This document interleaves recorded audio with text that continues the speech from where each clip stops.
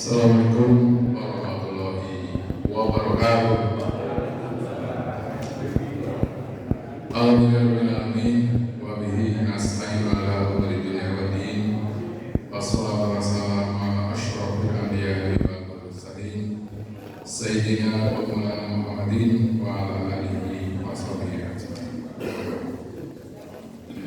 Pertama-tama marilah kita panjatkan puji syukur kepada Allah Subhanahu wa taala bahwa pada pagi hari ini kita masih diberi kenikmatan dan kesempatan oleh Allah Subhanahu wa taala sehingga dapat berkumpul bersama tempat yang mulia ini dalam rangka mengikuti kajian tarikh atau sejarah siapa hari Ahad pekan yang keempatnya. Hari ini Ahad tanggal 11 Safar 1448 Hijrah yang bertepatan dengan tanggal 26 Juli 2026. Semoga kajian pada pagi hari ini dapat meningkatkan keimanan kita di dalam beribadah.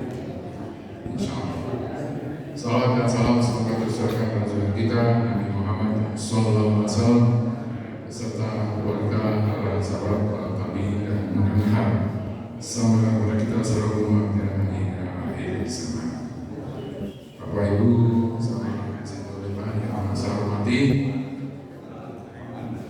untuk kajian tarikh pada pagi hari ini seperti biasa akan disampaikan oleh yang terhormat Bapak Haji Ustaz Muhammad Hasan dan alhamdulillah juga sudah berada di tengah-tengah kita.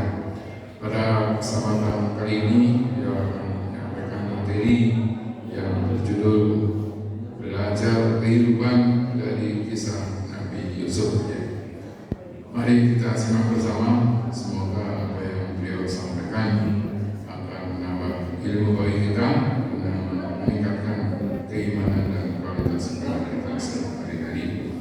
Di akhir acara barangkali ada pertanyaan dari para jamaah, insyaallah akan dijelaskan oleh Pak Ustaz.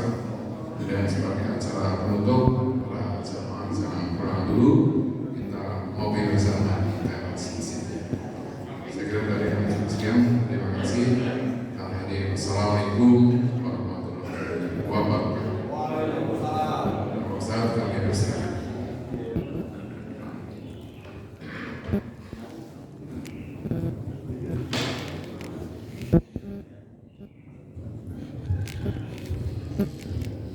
Assalamualaikum.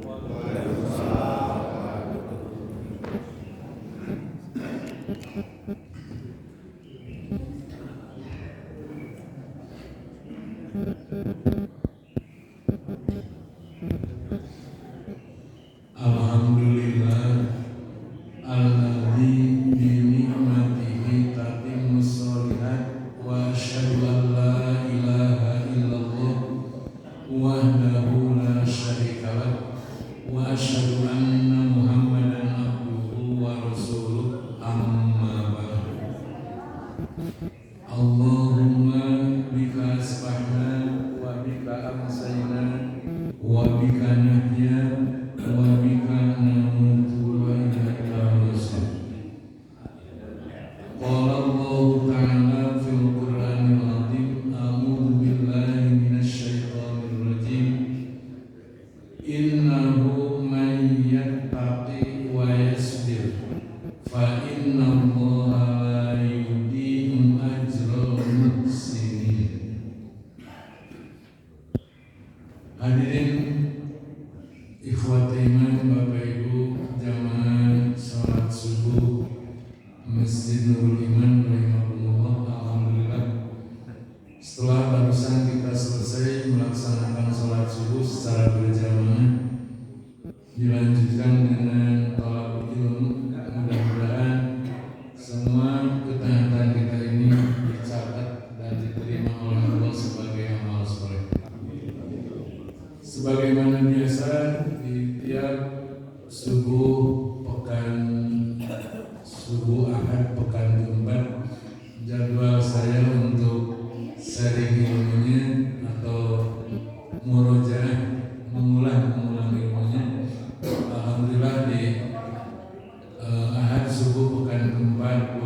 sekarang bisa terlaksanakan.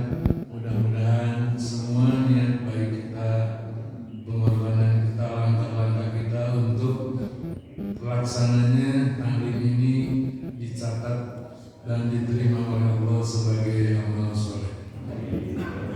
Dan alhamdulillah kelihatannya Bapak Ibu rempek, segar-segar sehat insya Allah. Mudah-mudahan Allah diberikan keluasan rezeki, kemudahan beramal soleh.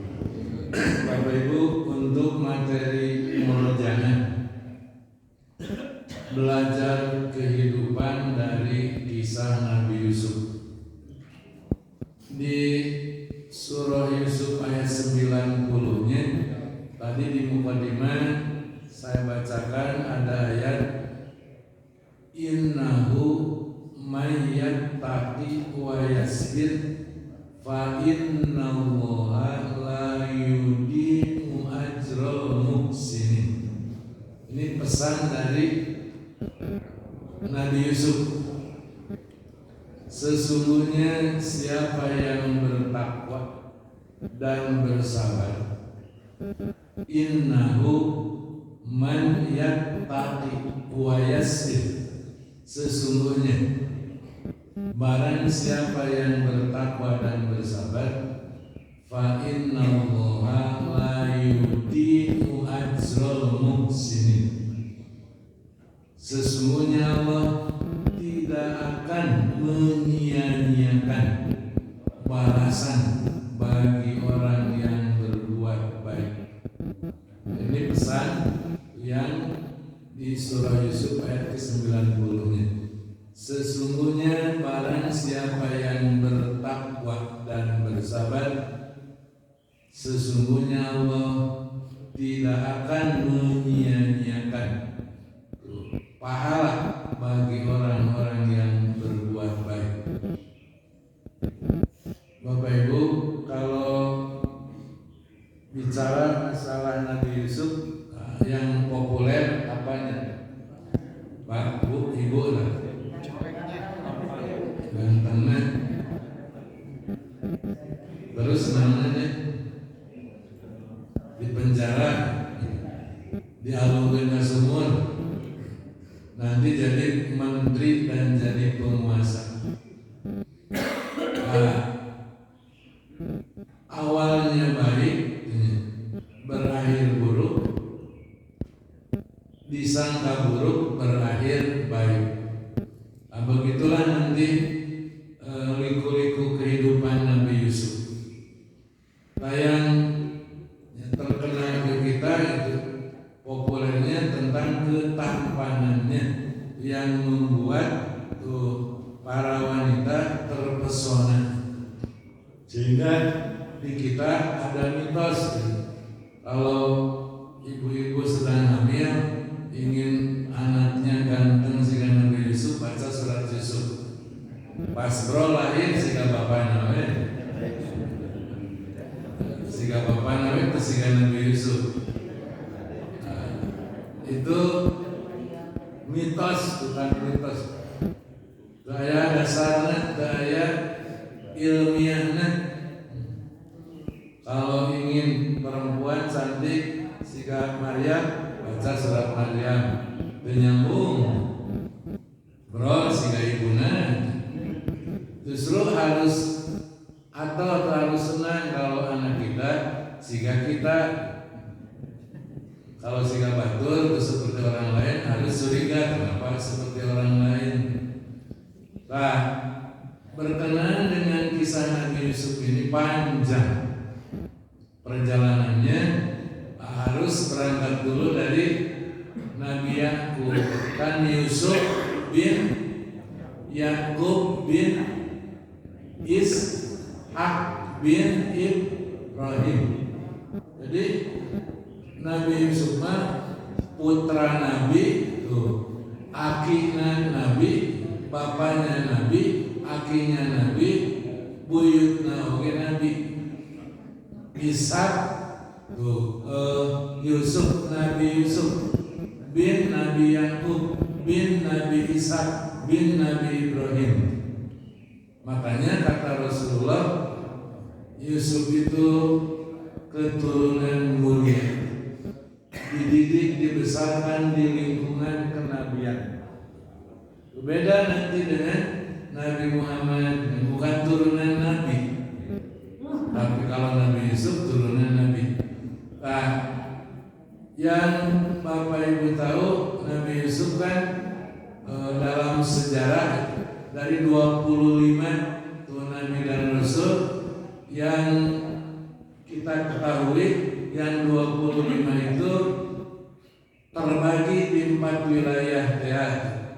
6 di Jazirah Arab, 12 di Palestina, 4 di Irak, 3 di Mesir. Nah, Nabi Yusuf yang di Mesir kan. Nah, yang di Jazirah Arab kan 6, Nabi Adam, Nabi Hud, Nabi Soleh, Nabi Shu'aib, Nabi Ismail, Nabi Muhammad. Adam, Hud, Soleh, Shu'aib, Ismail, Muhammad.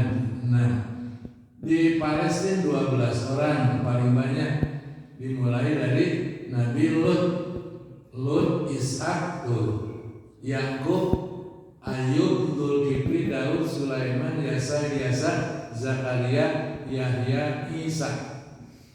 12. Lut, Ishak, Yakub, Ayub, Dzulkifli, Daud, Sulaiman, Yasa, Ilyasa, Zakaria, Yahya, Isa.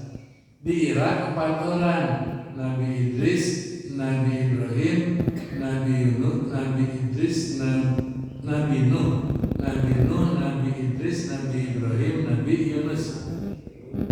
Nuh, Idris, Ibrahim, Yunus. Sisanya di Mesir, Yusuf, Musa, Harun. 25. Nah, yang terkenal ke kita di Nabi Yusuf itu di Mesir. Padahal lahirnya mah bukan di Mesir. Nabi Yusuf itu lahirnya di Irak. Nah, ceritanya ke Mesir mah kan jadi budak, diketemukan di sumur ya, kemudian dijual belikan dan dibeli ku aji ku kerajaan. Nah, ceritanya kan Nabi Yakubnya sendiri tadi rangkaian dari 12 yang ada di Palestina. Tapi nanti Nabi Yakub itu hijrah ke Irak. Nabi Ishak itu punya anak yang kembar, Yakub dan Isu. Nah, Yakub dengan Isu ini kembar. Kembar. Nah, tapi Isu iri kepada Yakub karena ayahnya Nabi Ishak dan ibunya Ribqah lebih menyayangi Yakub. Jadi lebih menyayangi Yakub. Jadi segala sesuatu itu ada rububiyah Allah, ada pengaturan Allah. Kita lebih menyayangi salah seorang anak, kan itu pemberian dari Allah. Kan wajar kalau diantara anak oleh kita lebih disayangi karena ada kelebihannya. Misalnya lebih soleh, kan oleh kita lebih disayangi. So, bapak, ibu, anak yang satu mah rajin ibadahnya ke masjid, baca Quran, tuh yang lainnya mah biasa-biasa. Kira-kira ada kecenderungan lebih sayang kita terhadap yang satu ini, pasti manusiawi gitu. Ketika melihat yang satu lebih dari yang lainnya. Nah, begitulah Yakub. Sehingga membuat Ishak dan Ribqah ibu bapaknya lebih menyayangi karena ketaatannya. Tapi membuat hasud bagi saudara kembarnya Isu. Nah, sampai menjelang tumbuh dewasa terus semakin berkembang, semakin parah hasud dan irinya, isu akhirnya ngancam kepada Yakub. Maka Yakub lapor ke ayahnya, minta pandangan harus bagaimana menghadapi sikap saudara kembarnya, kakaknya yang ngancam. Maka Nabi Ishak menyarankan supaya hijrah ke Irak, walaupun berat hati harus pisah dengan anak yang lebih disayangi, tapi demi keselamatan anak dari ancaman saudara kembarnya, maka Ishak menyarankan hijrah ke Irak. Di sana cari saudara dari ibumu Laban, karena Ribqah itu orang Irak, saudara dari Nabi Ibrahim, keponakan Nabi Ibrahim. Nah, cari saudara dari ibumu yang namanya Laban, minta ditikahkan dengan salah seorang putrinya. Mendapat nasihat dari ayahnya, maka Yakub berkemas-kemas mau meninggalkan Palestina menuju Irak, menempuh perjalanan yang panjang, lama, jauh, ribuan kilo. Dari Palestina ke Mekah saja kan itu 1.200 kilo lebih. Dari Mesir dari Palestina ke Mekah, dari Mekah ke Irak juga itu jauh. Maka berangkatlah Yakub dengan berat hati, harus pisah dengan ibu bapaknya, dengan saudaranya, tapi demi masa depan. Di perjalanan Nabi Yakub mendapat wahyu dari Allah, diangkat sebagai nabi. Jadi perjalanan dari Palestina ke Irak, mendapat wahyu, diangkat sebagai nabi. Walaupun perjalanan jauh, duka sabaraha bulan, jalan kaki, akhirnya Yakub sampai juga ke Irak. Begitu sampai ke perbatasan Irak, ke pintu gerbang Irak, senanglah Yakub. Rasa capek lelahnya hilang, terobati itu oleh harapan tujuannya sampai, akhirnya sampai. Maka dia menyaksikan hiruk pikuk penduduk Irak. Kemudian menghampiri salah seorang penduduk dan bertanya tentang pamannya Laban, saudara ibunya. Siapa yang tidak tahu Laban? Itu orang terpandang di Irak dengan kekayaannya, pengusaha ternak. Jadi orang terpandang karena kaya, punya banyak ternak. Kemudian oleh penduduk diarahkan, kebetulan ada salah seorang putrinya sedang mengembala. Maka Yakub menghampiri putri dari pamannya itu, kemudian mengucapkan salam dan memperkenalkan diri. Setelah berbincang-bincang dengan senang hati, putri Laban itu yang bernama Rahel menerima, kemudian membawa Yakub kepada ayahnya. Setelah bertemu, maka Yakub memperkenalkan diri bahwa dirinya anak dari Ribqah, paman saudara dari Laban. Maka berpelukanlah Yakub dengan Laban, senang bertemu dengan keponakan. Maka ditempatkanlah Yakub di rumahnya, disikapi, dilayani sama seperti ke anak kandungnya. Maka Yakub senang mendapat perlakuan sikap dari pamannya sama dengan kepada anak-anaknya. Setelah merasa nyaman, baru Yakub menyampaikan pesan ayahnya Ishak. bahwa dirinya minta dinikahkan dengan salah seorang putrinya yang oleh Yakub diingini, dimaui Rahel. Karena begitu pertemuan pertama itulah Yakub sudah jatuh hati melihat Rahel. Baru pertama sudah jatuh hati Yakub itu. Nah, kemudian menyampaikan pesan ayahnya untuk ditikahkan, tapi tidak disebutkan dengan Rahel. Nabi Laban menyetujui, tapi dengan syarat harus mengembala kambing dulu 7 tahun sebagai mas kawinnya. 7 tahun Pak, karena pemiurannya kajian bedol. Kalau kita mah mending gak jadi 7 tahun. Nabi Yakub menerima dengan senang. Dijalaninya persyaratan 7 tahun dulu mengembala. Setelah selesai, tuh sampailah waktu yang cukup panjang itu 7 tahun. Nabi Yakub menagih janji pamannya. Maka pamannya tuh menepati janji memberikan anaknya Lea, kakak dari Rahel. Jadi yang diserahkan Lea. Tapi Nabi Yakub menolak. Saya ingin Rahel.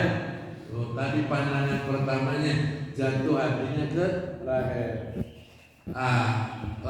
Laban mensiasati. Di sini ada tradisi tidak boleh adik melangkahi kakak. Jadi yang harus duluan nikah kakaknya. Itu kan si diurannya gitu. Di kita ada tradisi ngarungan. Tidak boleh ngarungan. Tradisi bukan ajaran agama. Di ajaran agama mah tidak ada ngarungan. Mana yang lebih dahulu ada jodohnya, mangga we. Nah, tradisi waktu itu tidak boleh. Akhirnya Laban cari jalan tengah. Begini, nikah dulu Lea, nanti yang kedua Rahel. Akhirnya Yakub menerima, tapi syaratnya 7 tahun dia mengembala. Ya, itu sabarnya Yakub, sabarnya Nabi Yakub. Diterimalah tawaran itu. Nikah dulu dengan Lea, 7 tahun kemudian dengan Rahel. Dari Lea lahir 6 anak laki-laki semuanya. Ruben, Simon, Lewi, Yahuda, Isakar, dan Zebulun. 6 anak laki-laki dari Lea. Ruben, Simon, Lewi, Yahuda, Isakar, dan Zebulun. 7 tahun berlalu lagi baru nikah dengan Rahel. Rahel mah lama tidak punya anak sampai jadi cemoohan tuh kakaknya Lea. Tapi Rahel bersabar dan yakin kepada Allah, terus berdoa. Akhirnya diberi anak. Yang ke-1 Yusuf, yang kedua Bunyamin. Dari Rahel lahir 2 anak, Yusuf dan Bunyamin. Cuman sayang pas melahirkan Bunyamin, Rahel meninggal. Di usia Yusuf masih anak-anak. Ada yang meriwayatkan 9 tahun, ada yang meriwayatkan 12 tahun. Jadi masih kecil Yusuf mah. Makanya perhatian Nabi Yakub lebih menyayangi Yusuf dan Bunyamin itu daripada yang 6 ke atas anak dari Lea. Kemudian Laban menghadiahi Lea seorang hamba sahaya dan menghadiahi Rahel seorang hamba sahaya perempuan. Dari 2 hamba sahaya ini Nabi Yakub punya 4 anak, masing-masing 2. Jadi terkenalnya istri Nabi Yakub itu 4. Terkenalnya Lea, Rahel, kemudian Bilha dan Zilpha. Bilha, Zilpha. Jadi Lea, Rahel, Bilha, Zilpha. Dari Bilha lahir 2 anak laki-laki Dan Naphtali. Dari Zilpha lahir 2 anak laki-laki, Gad dan Aser. Jadi seluruhnya 12. Genap 2, 2, 2, 12.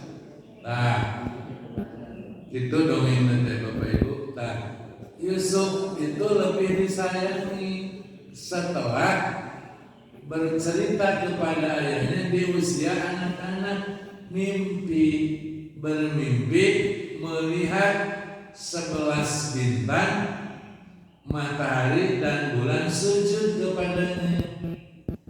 Dan Yusuf tidak tahu apa takwil dari mimpi tersebut, tapi Yakub tahu bahwa anaknya ini ke depan bakal jadi manusia terhormat, termulia. Karena 11 bintang saudara-saudaranya, matahari dan bulan ibu bapaknya. Matahari dan bulan itu kan ibu bapaknya. Nah, di kemudian hari yang 12 ini sujud kepada Nabi Yusuf ketika Yusuf sudah jadi penguasa di Mesir. Itu lama perjalanannya. Nah, berangkat dari mimpi tersebut, maka setelah diceritakan ke ayahnya berpesan, jangan kamu ceritakan mimpimu itu. La taksus ru'yaka ala ikhwatika.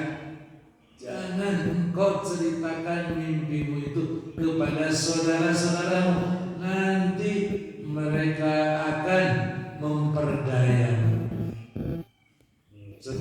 Sebelumnya Nabi Yusuf lapor, sesungguhnya aku dalam mimpiku melihat matahari, bulan dan bintang, mereka semuanya bersujud kepadaku. Jangan kau ceritakan mimpimu itu ke saudara-saudaramu, nanti mereka akan mencelakakanmu. Nah, Nabi Yusuf tidak menceritakan, tapi Yakub mau menceritakan.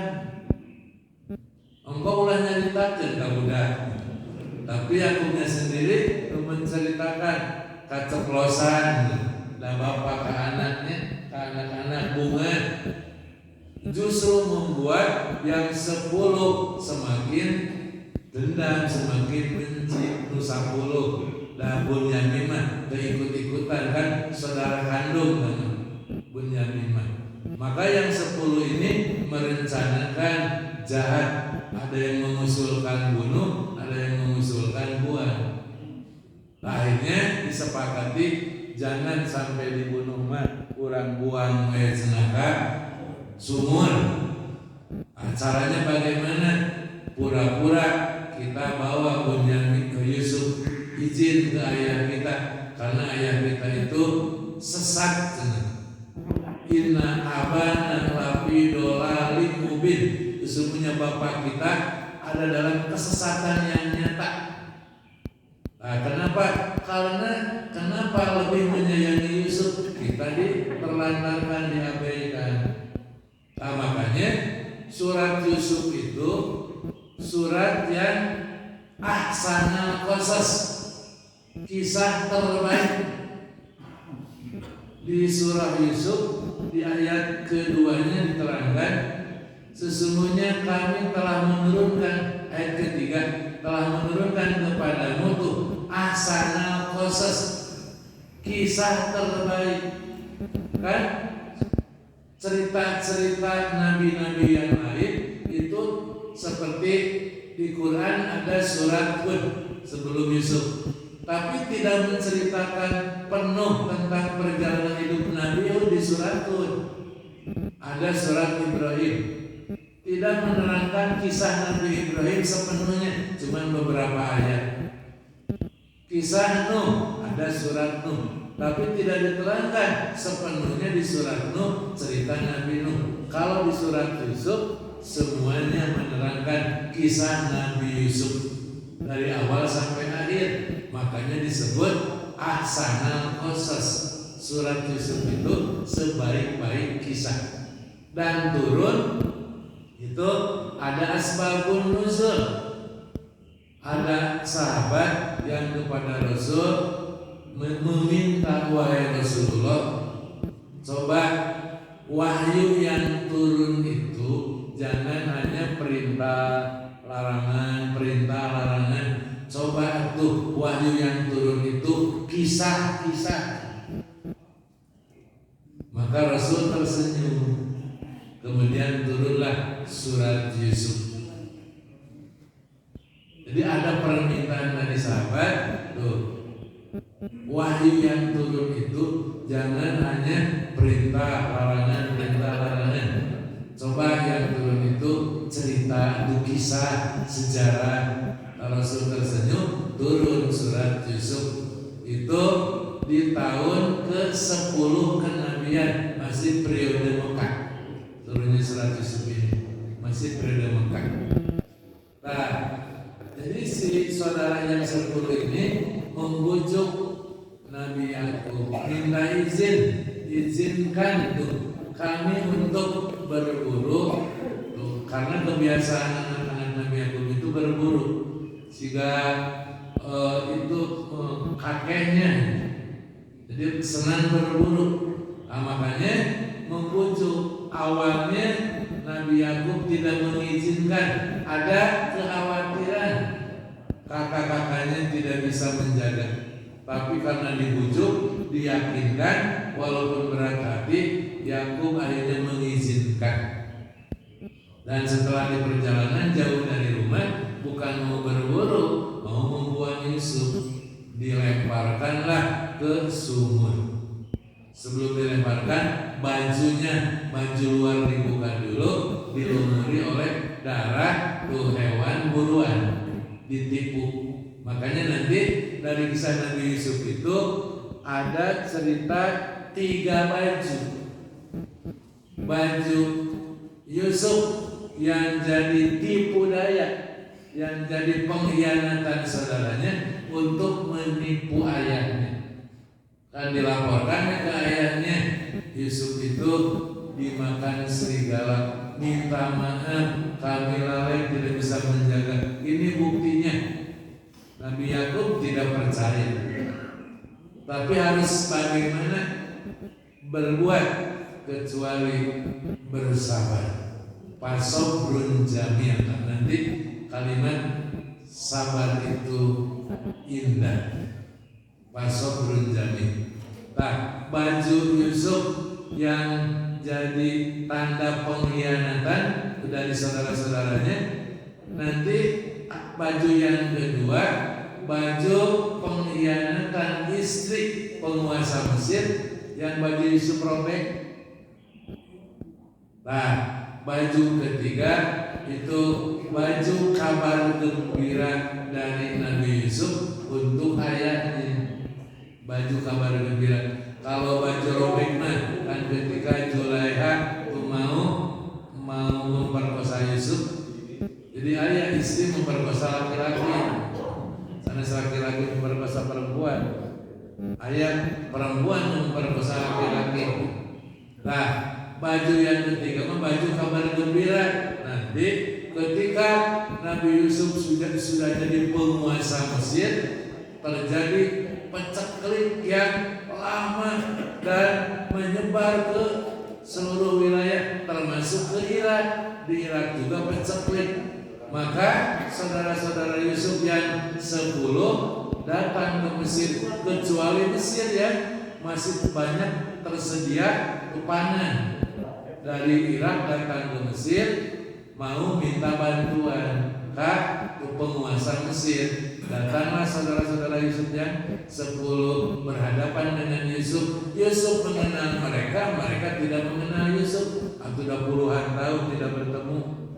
Nah, maka Yusuf memberi mereka tuh makanan, tapi dengan syarat harus dibawa Bunyamin.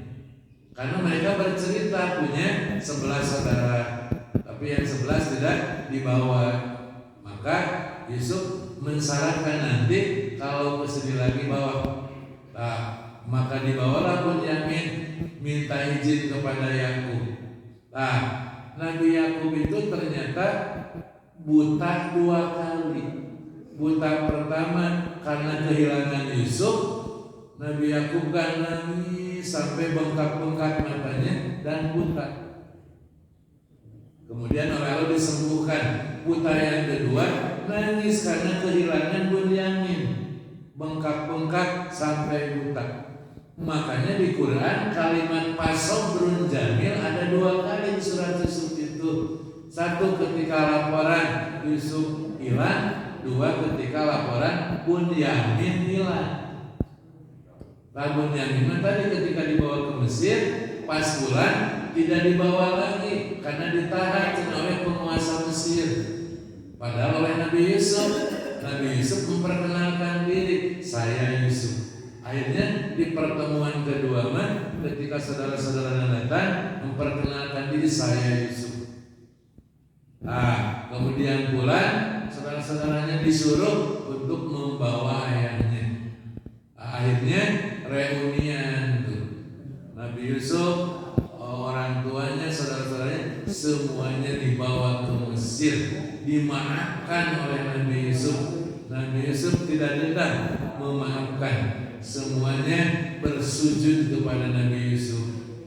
Kan matahari, bulan, bintang, 11 bintang. Itu garis besarnya. Tak ketika Yusuf tadi dibuang ke sumur. Nah, coba Bapak Ibu, usia waktu itu ada yang menerangkan 12 tahun, anak 12 tahun seperti lemparkan ke sumur. Tadi pakaian luarnya dibuka, tinggal pakaian dalam, kedinginan di sumur. Tapi Nabi Yusuf yakin akan pertolongan Allah. Nabi Yusuf berdoa kepada Allah, maka Allah mengirim pertolongan. Ada musafir yang sedang melakukan safar, kebetulan lewat ke sumur itu. Mereka kehausan, mereka melemparkan timba. Pas diangkat lain cair, tapi budak memuntah karena timba. Yusuf begitu ada timba langsung memegang timba, memuntah karena timba. Maka 12 tahun, seberapa kilo 12 tahun? 20 kilo ya. Burat timba tidak caiman seberat ini, tapi yang narik terus begitu ke atas senang tuh. Ada anak laki-laki yang tampan.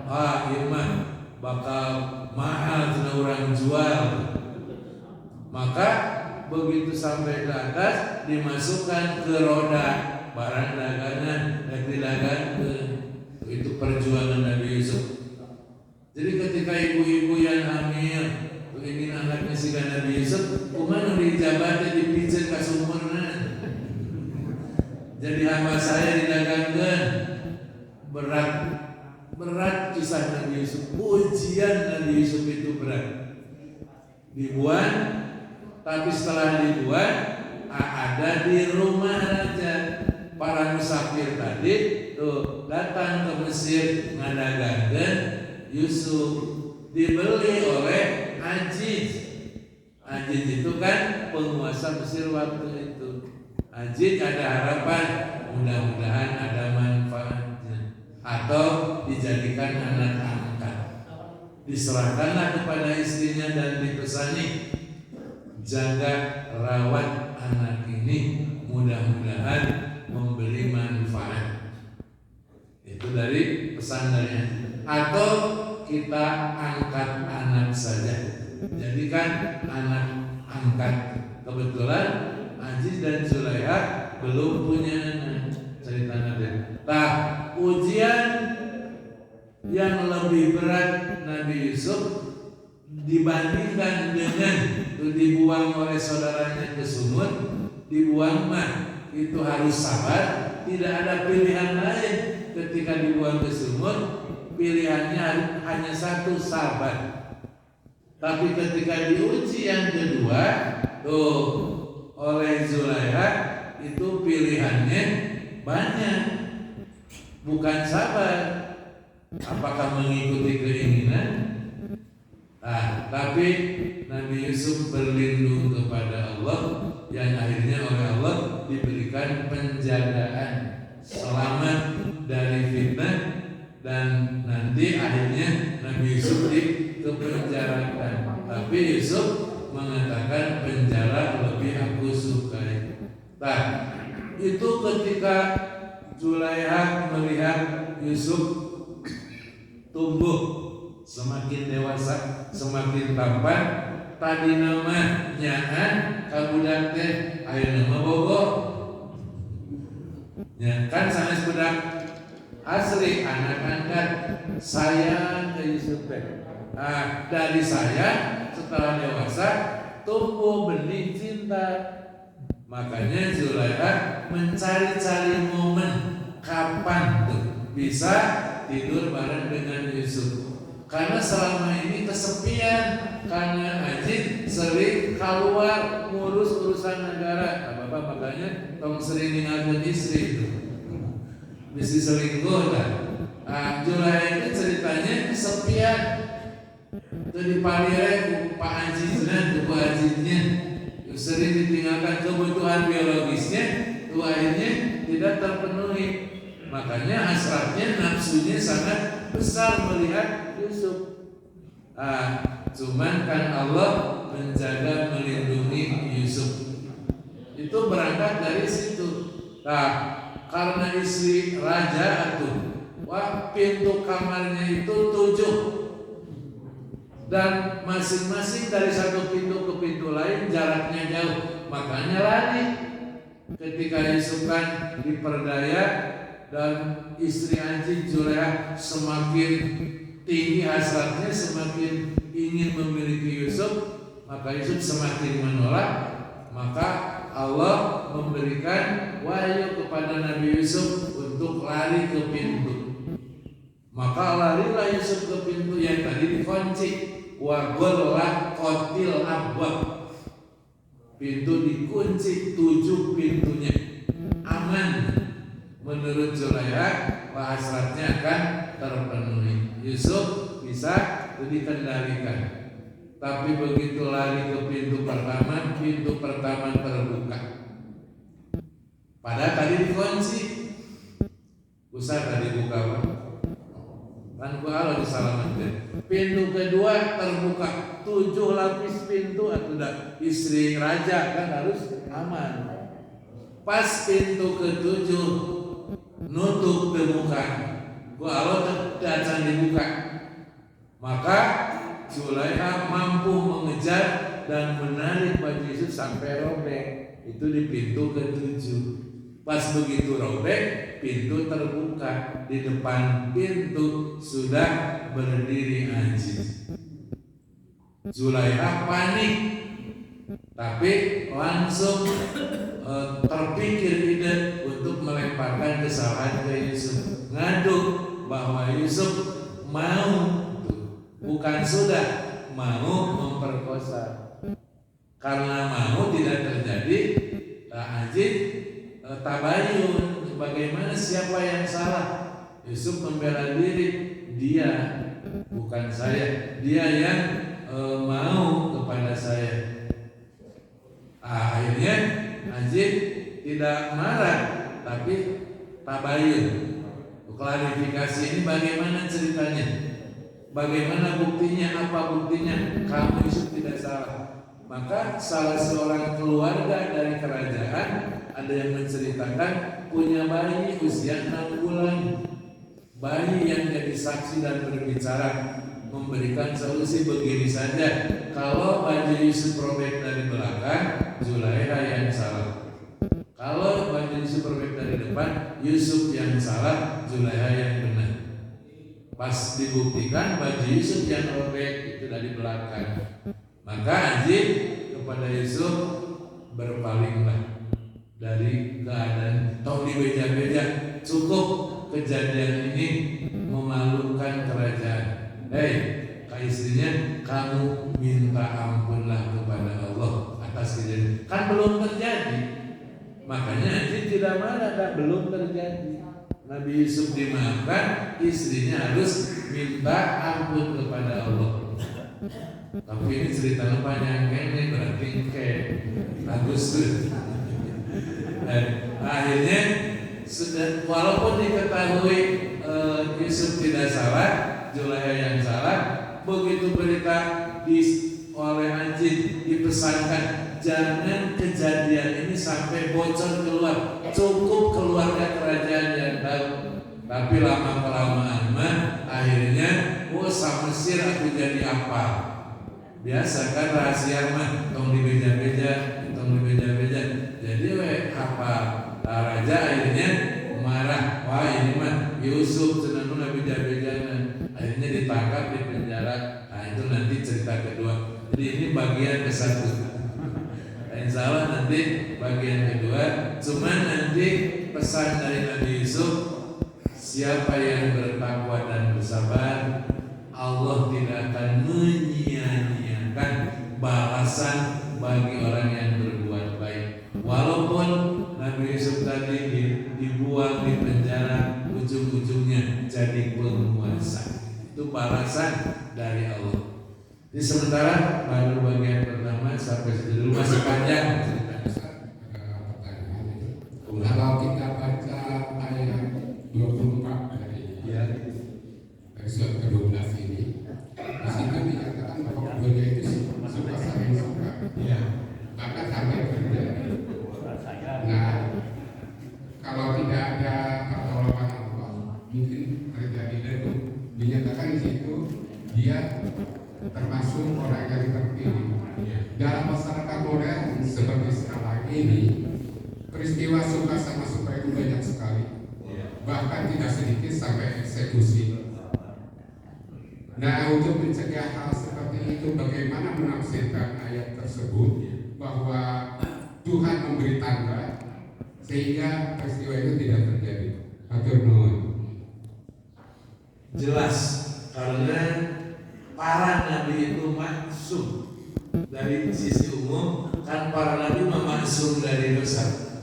Kalau Nabi Yusuf terjerumus kepada misalnya waktu mengikuti kemauan Zulaiha, atau batal jadi nabi, mau jadi nabi, maka secara umum maksum.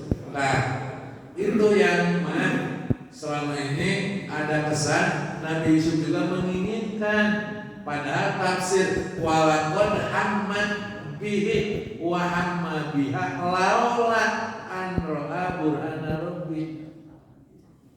Dia Zulaiha menginginkan Yusuf, Yusuf juga menginginkan dia. Selama ini gitu kan tafsirnya. Pertama tarjamah, tafsirnya bukan ayat berikutnya.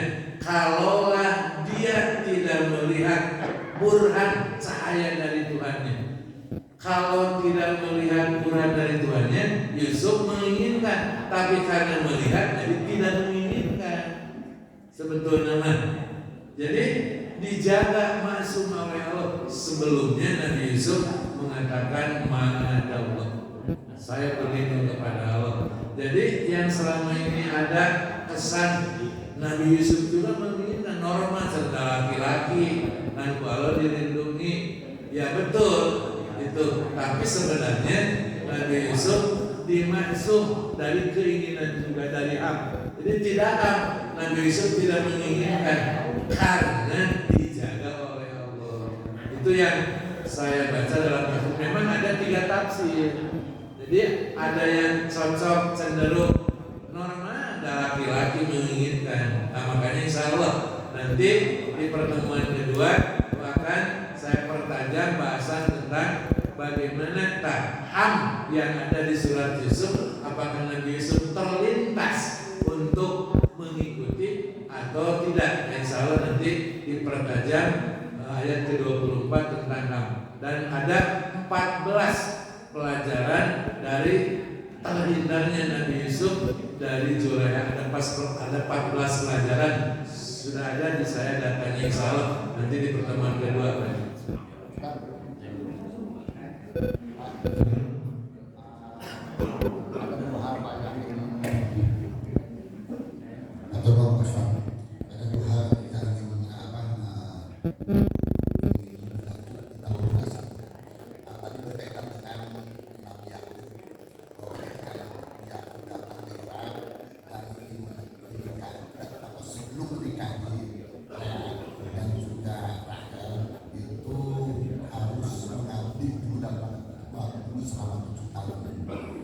Kemudian kalau kita lihat kisah berikutnya tentang Nabi Musa, ketika Nabi Musa akan dinikahkan dengan putrinya Nabi Suhaib, itu juga harus mengabdi dulu selama 8 tahun. Bahkan dikatakan akan lebih baik kalau dikenalkan menjadi 10 tahun.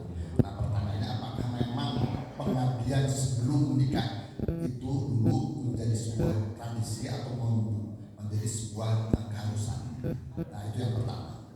Kemudian yang kedua, tadi menarik sekali apa yang disampaikan oleh Pak Ustaz ketika menceritakan tentang Zulaikha dan Nabi Yusuf. Disebutkan bahwa kamar Zulaikha itu sampai dilapisi 7 pintu. Nah, saya menafsirkan kalau dengan apa yang diceritakan oleh Pak Ustaz tadi, seolah-olah Nabi Yusuf yang datang ke kamarnya Nabi Zulaikha, padahal yang saya terima selama ini atau saya baca atau saya tafsirkan di dalam surat Yusuf itu justru sebetulnya Zulaikha yang mendatangi Nabi Yusuf. Nah, kira-kira ini mana? Mohon penjelasan lebih lanjut. Nah, apakah memang Nabi Yusuf yang datang ke kamar Zulaikha atau justru sebetulnya Zulaikha yang datang ke Nabi Yusuf? Nah, itu karena yang selama ini saya tafsirkan seperti itu. Jadi Yusuf yang didatangi oleh Zulaikha, bukan Yusuf yang datang ke kamar Zulaikha. Demikian Ustaz, terima kasih. Kamarnya kamar Zulaiha, tapi Yusuf yang dibawa oleh Zulaiha. Dan selama ini Yusuf tidak menaruh curiga karena ini ibu angkatnya yang baik. Ajib bapak angkatnya yang baik. Makanya nanti Yusuf mengatakan tidak mungkin saya berbuat jahat kepada tuan saya yang baik hati, dan tidak mungkin saya mengkhianati tuan saya yang baik hati yang selama ini mengurus saya dan Zulaiha. Jadi kamarnya tetap kamar Zulaiha, bukan Yusuf yang mendatangi, Yusuf yang dipaksa untuk datang, digusur di bawah, dibujuk dulu awalnya. Tapi kan tidak curiga, semua pengisi rumah kan sudah biasa ada anak ibu angkat ke anak angkat, tidak menaruh curiga. Yusuf juga tidak menaruh curiga setelah terjadi di dalam dikunci pintu. Jadi heran Yusuf, ada apa ini? Oh, ini luar dari biasanya. Jadi lelas. Jadi bukan Yusuf yang memaksa Zulaiha, tapi kamar nama tetap kamar Zulaiha, bukan Zulaiha mendatangi kamar Yusuf. Itu yang saya baca di Quran. Mengenai mengenai pengabdian 7 tahun. Oh iya, itu ada skenario Allah. Karena begini ada hadis, ma ba'asallahu nabiyan ila ro'al. Tidaklah Allah mengutus seorang nabi kecuali mengembala kambing. Jadi ada skenario Allah memang bahwa hampir semua nabi pernah mengembala kambing. Di situ ada sekolah kehidupan. Kan bakal ngurus rumah harus mengembala kambing, karena manusia dengan kambing ada kesamaan karakter, bisa diatur. Itu. Jadi setelah mengembala kambing, apunya sabar, harus sabar mengembala kambing. Nanti mengembala manusia harus sabar. Nah, di samping itu ada skenario Allah, memang ada tradisi. Tapi sebetulnya tetap ada skenario Allah. Rasulullah mengatakan tidaklah Allah mengutus seorang nabi kecuali pernah mengembala kambing. Engkau sendiri, aku juga pernah. Nabi kan berapa tahun lama dari 8 tahun sampai 12 tahun sampai 25 tahun lama itu. Hadirin Bapak Ibu rahimakumullah, pesan dengan langkungnya cakap kayak selalu dilanjut deh. Makanya panjang tilu kalian tilu pertemuan insyaallah. Mudah-mudahan ada sedikit tambahan ilmu. Aku lupa lihada wa astagfirullah li wa lakum. Rabbana atina fid dunya hasanah wa fil akhirati hasanah wa qina adzabannar. Wassalamualaikum warahmatullahi wabarakatuh.